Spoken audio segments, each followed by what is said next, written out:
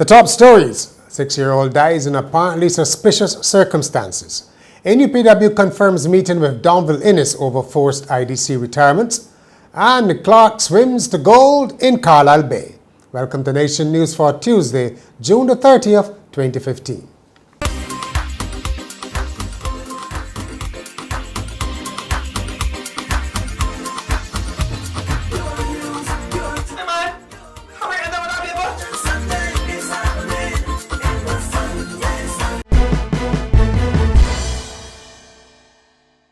First, the nursery school in Green Hill has been extensively damaged by fire. The Pearl nurse, the owner of the Pearls Nursery and Preschool, said she received a call around 1 o'clock in the morning and rushed there to find the upstairs section of the building in flames. About 90 children attend the school, which employs 20 people and has been in existence for 17 years. Police say they are investigating the death of a 6-year-old boy in apparently suspicious circumstances. A news release from the force said Johan King, formerly of Jackson St. Michael, was taken by ambulance to hospital on Monday just after midnight, accompanied by his mother. He died hours later. No details of his actual condition were released. Police said a post-mortem will be carried out to determine the exact cause of death. The National Union of Public Workers continues to talk up the possibility of a strike to support 13 workers who were sent into early retirement by the Investment and Development Corporation. President of the union, Akani McDowell, says serious industrial action, to use his phrase, is being contemplated. The union has told the IDC that it must either rehire the 13 who are at least 60 years old or pay them full salaries until the age of retirement, 67, is reached. The industry minister, Donville Inniss, has invited the union for talks on Wednesday, but Mr. McDowell says the meeting may have no impact on the union's next move.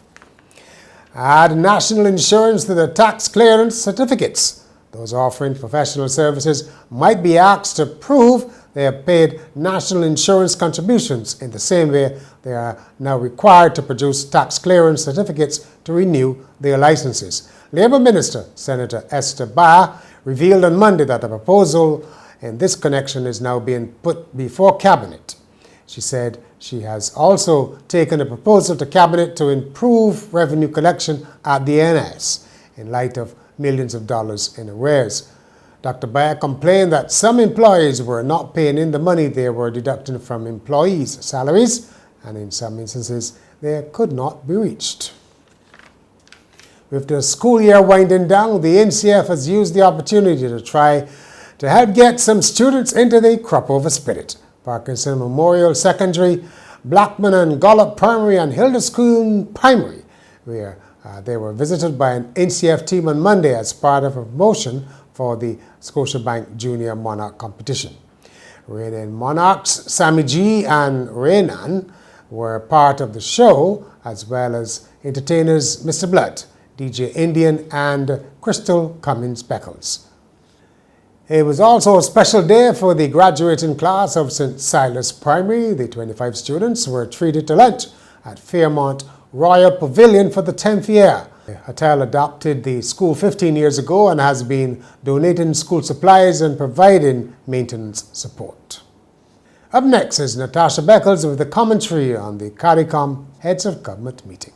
Barbados is laying out the welcome mat for our Caribbean neighbours as we prepare to host the 36th regular meeting of the CARICOM Heads of Government. High on the agenda should be discussion on immigration and the movement of people, not only as it relates to Haiti. Border security is also another key issue which needs to be addressed. The ease with which guns and drugs are flowing through the Caribbean must be a major cause for concern.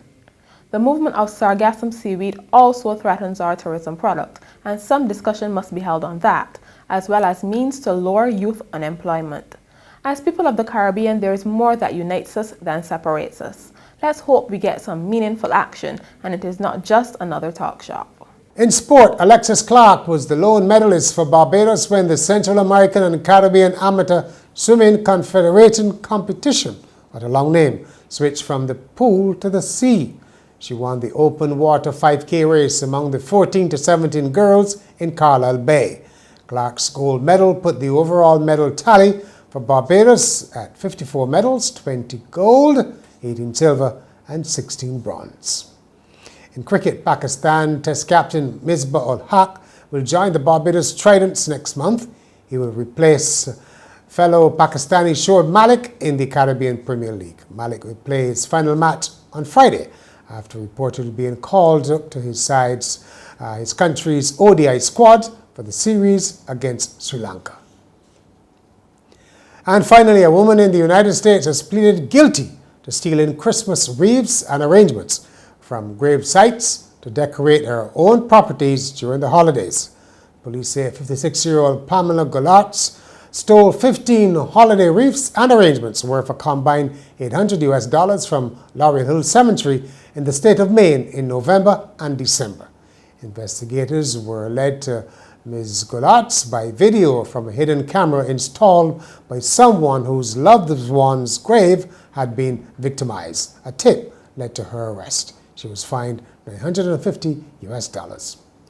That's where we end Nation News for Tuesday. For more, log on to nationnews.com as well as YouTube, Facebook, and Twitter.